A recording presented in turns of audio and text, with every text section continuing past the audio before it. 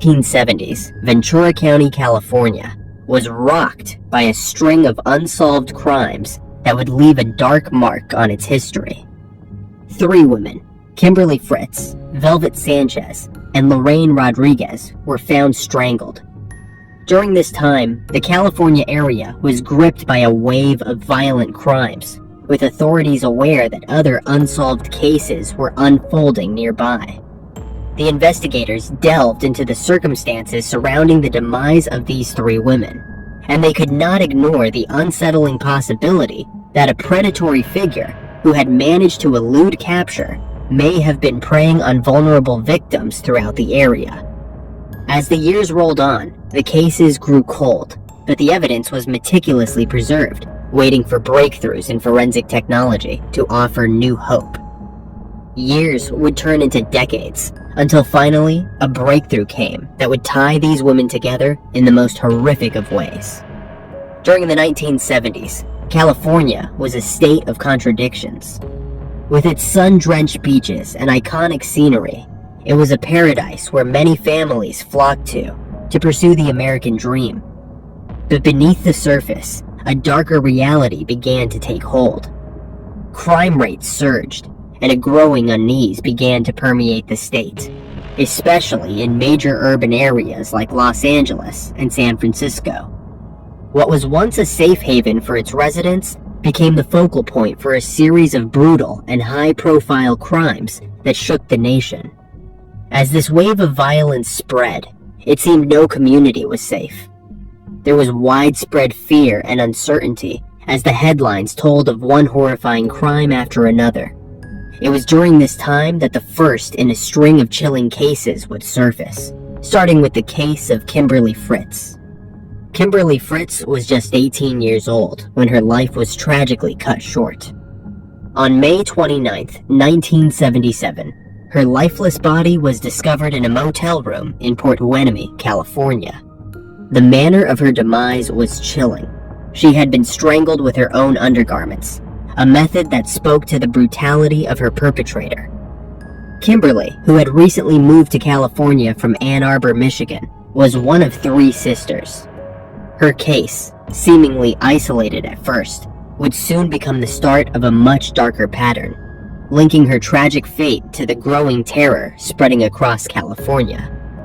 Just months later, on September 9th, 31-year-old Velvet Sanchez was found slain in a similar manner. Her body was discovered in a motel in Oxnard, California. Her life taken in the same brutal fashion, strangulation with her undergarments. Velvet had recently left her job in the U.S. Navy Exchange, and she was a mother.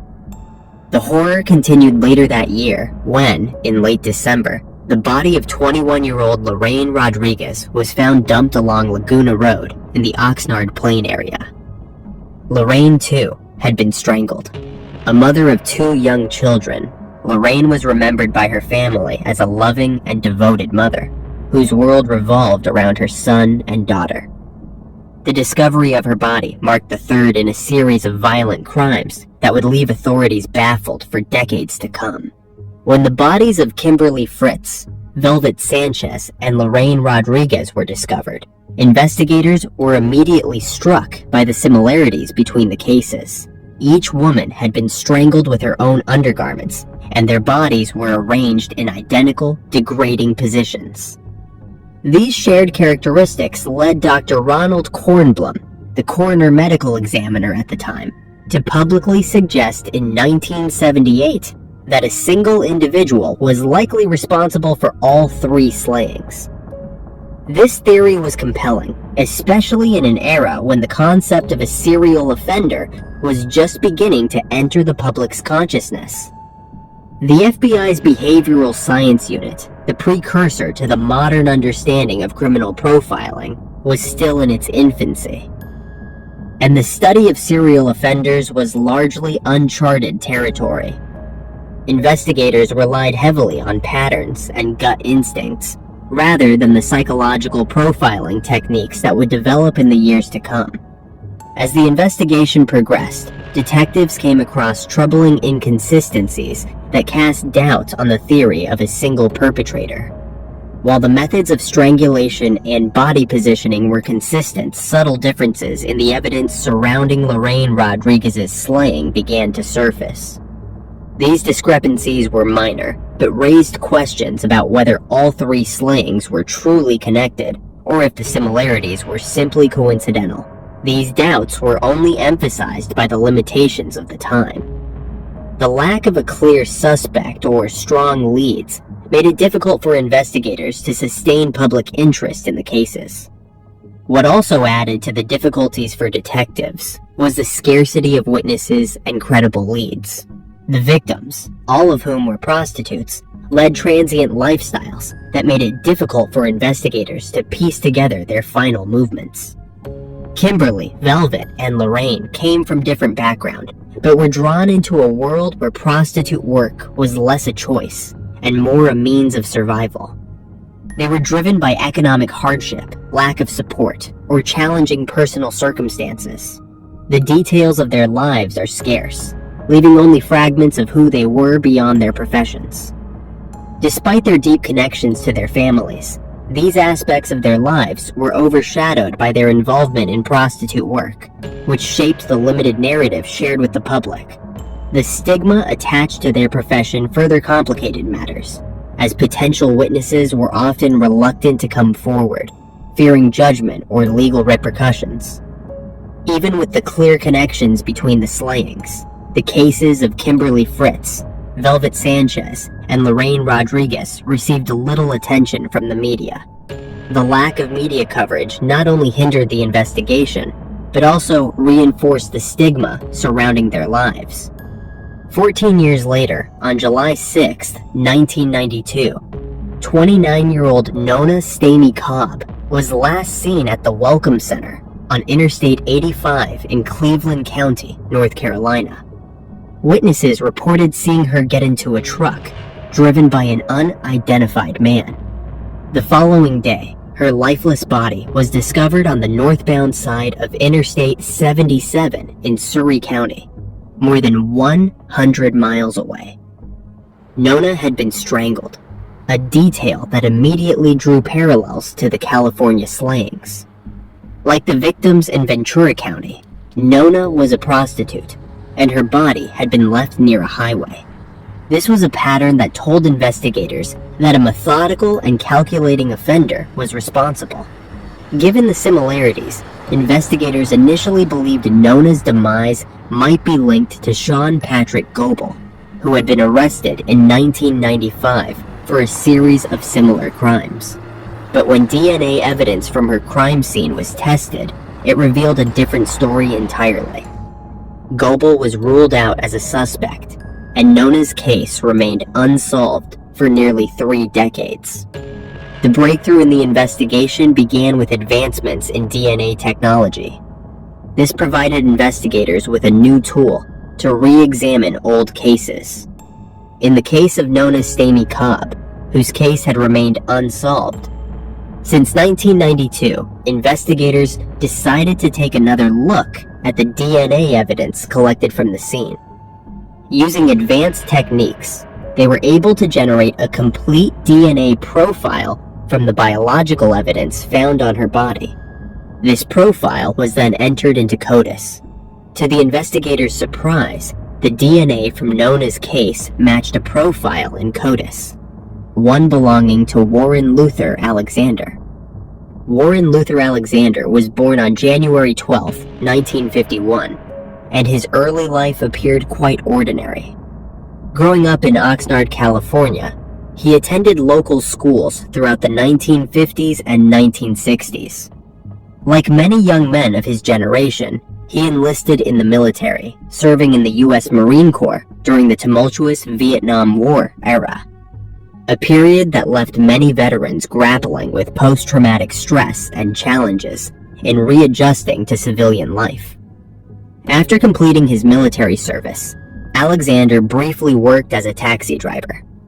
This role likely introduced him to a transient lifestyle and frequent interactions with strangers, experiences that would later shape his career as a long-haul trucker.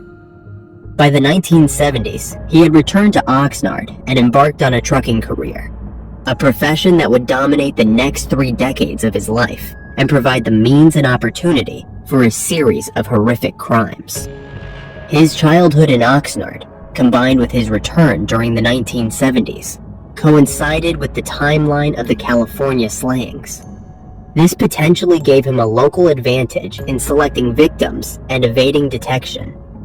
By the time he was living in Diamond Head, Mississippi, advancements in DNA technology led to the connection. This DNA match resulted in Alexander's arrest in March 2022 for the case of Nona Cobb, but the implications of this discovery extended far beyond North Carolina.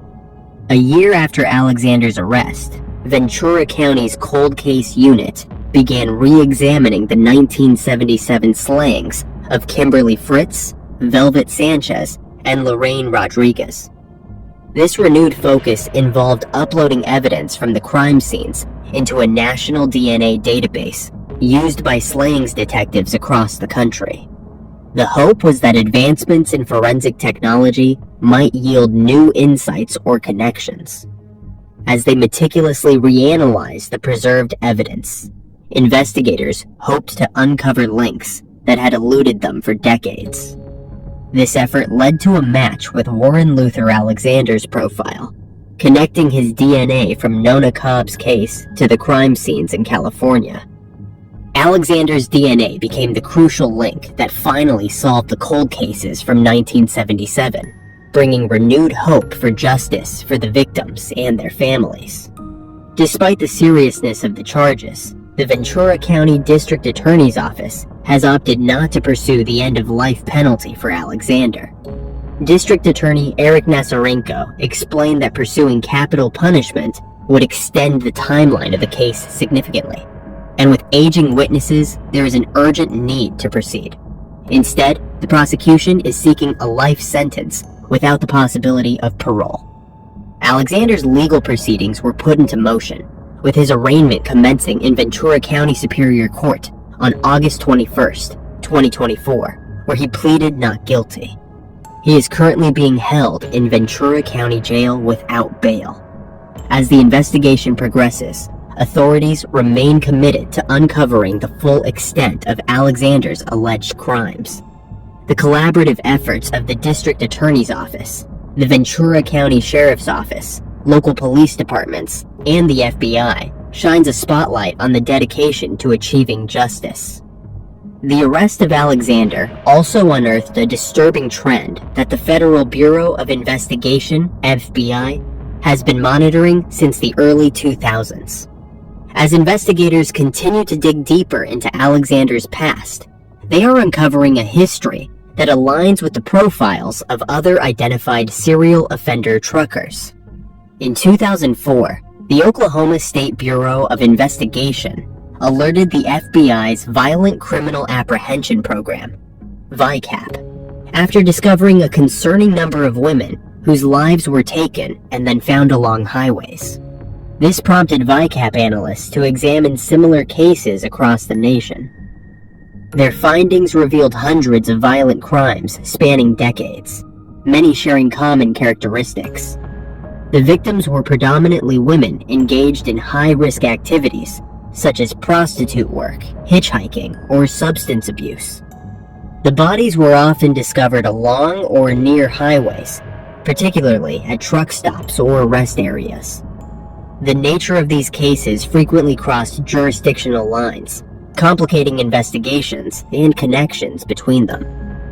In response to these alarming discoveries, the FBI launched the Highway Serial Slayings (HSK) initiative in 2009. Recognizing the need for a coordinated approach, this program aims to collect and analyze data on highway-related slayings, identify potential serial perpetrators operating across state lines, coordinate efforts among local, state, and federal law enforcement agencies, and provide resources to help solve these intricate cases. Since its inception, the initiative has identified over 850 victims and around 450 potential suspects. The identification and arrest of Warren Luther Alexander offer a measure of closure for the families of Kimberly Fritz, Lorraine Sanchez, and Velvet Rodriguez, who have awaited answers for nearly 5 decades. But the investigation is far from over, and the possibility of more victims is unfortunately extremely likely. As authorities diligently continue their work, they are not only pursuing justice for these women, whose lives were tragically cut short in 1977, but also striving to uncover any additional victims who may have fallen prey to Alexander's violent actions. Given the similarities between the California slayings and the case of Nona Stamey Cobb, it is likely that detectives will uncover further crimes committed by Alexander, ensuring that all victims receive the recognition and justice they deserve. A young woman, full of life and on the brink of celebrating her 24th birthday, would have her future stolen in a moment of unimaginable violence. Kristen Cassells, a 23-year-old from Hawthorne, Florida's life was tragically taken just 5 days before her birthday. The shooting occurred in the garage of her boyfriend's residence, leaving her family and community devastated by the sudden loss. Her story, marked by love, tragedy, and unanswered questions, remains etched in the hearts of those who knew her. Kristen Cassells entered the world on April 25, 1993, in the small town of Hawthorne, born to Randy and Brenda Warnick Cassells. During her school years at Hawthorne High School, Kristen was not just a student, but an active participant in various activities. She excelled in softball, weightlifting, and was a dedicated member of the Future Farmers of America. Her Sundays were often spent at Eden Baptist Church, where she was a regular attendee, reflecting her strong ties to her community. After high school, Kristen embarked on a career in healthcare, working as a medical assistant. Life in Hawthorne was simple, yet fulfilling for Kristen, as she balanced her professional responsibilities with her personal life. Yet, beneath the surface of her seemingly idyllic life, an unforeseen shadow was slowly creeping in. One that would soon shatter the peace she had known all her life. On the brink of her 24th birthday, the life Kristen had carefully built began to unravel. On April 21st, 2017, what should have been an ordinary evening for Kristen and her boyfriend took a horrific and unforeseen turn. The couple had spent the day enjoying the warm sands and calming waves of a Florida beach, soaking in the simple joys of life. As they returned to their Central Florida home, the peace of the day lingered, the kind of contentment that comes after a day well spent. Kristen, always mindful of her responsibilities, remembered she needed to grab her scrubs for work the next morning. She stepped out of the car, unaware that her life was about to be violently interrupted. As Kristen approached the house, a group of individuals emerged from the shadows, their intentions cold and calculated.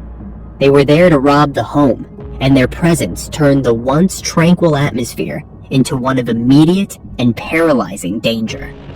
Kristen, sensing the threat, instinctively began to move toward the safety of the house, where her boyfriend was waiting. But safety was a fleeting notion that night. Without warning, the sound of gunfire pierced the air, shattering the silence of the night and the sense of security that Kristen had always known. In a desperate attempt to escape, Kristen was struck in the back by a bullet. The moment was chaotic, terrifying, and filled with an unimaginable sense of betrayal by the world she had known. The gunfire was relentless. Her boyfriend, shocked and horrified, ran outside in a desperate bid to protect Kristen and their home. In the chaos, he returned fire, but the damage had already been done. Kristen lay mortally wounded. Her boyfriend, though physically unharmed, was left to grapple with the emotional and psychological scars of witnessing the brutal end of the woman he loved. As the assailants fled into the night, they left behind more than just the remnants of a botched robbery. They left a community in mourning, a family in deep despair, and a future that Kristen would never get to live. For years, the family of Kristen has been unwavering in their pursuit of justice. determined to see those responsible for her tragic demise held accountable. Leading this effort has been her mother, Brenda Cassells, who has become a vocal advocate. She was tirelessly demanding answers and refusing to let her daughter's memory fade. Despite the passage of time and the pain of loss, Brenda's resolve has never faltered. After a grueling 7-year investigation, their perseverance has finally paid off. The Alachua County Sheriff's Office, working diligently to piece together the events of that fateful night, announced a major breakthrough in the case. 3 suspects were arrested in connection with Kristen slain, marking a significant milestone in the long quest for justice. These arrests have brought a sense of hope to a family that has endured years of uncertainty and grief. On July 15, 2024, the first suspect, Kenneth Altidore, was arrested in Fort Lauderdale with the assistance of the Broward County Sheriff's Office.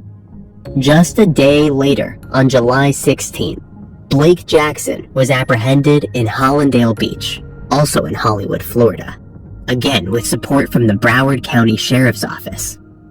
Both Altidore and Jackson are currently being held in the Broward County Jail, awaiting extradition to Alachua County, where they will face charges related to Kristen's demise. The third suspect, Nikinson Perrin, adds another layer of complexity to the case. Currently serving time in a federal prison in Seattle, Washington, on unrelated charges, Perrin has also been charged in connection with Kristen's case. Despite the logistical challenges posed by his incarceration in another state, authorities are moving forward with the case, determined to bring all involved to justice. The detectives continue to work tirelessly, seeking to uncover every detail of the crime and gather additional evidence. As we reflect on the life of Kristen Cassells, we are reminded that justice, though delayed, is not forgotten. The arrests in her case bring a glimmer of hope to her family and community, who have long sought answers. Kristen's story is a poignant reminder of the fragility of life and the relentless pursuit of justice that continues even in the face of unimaginable loss.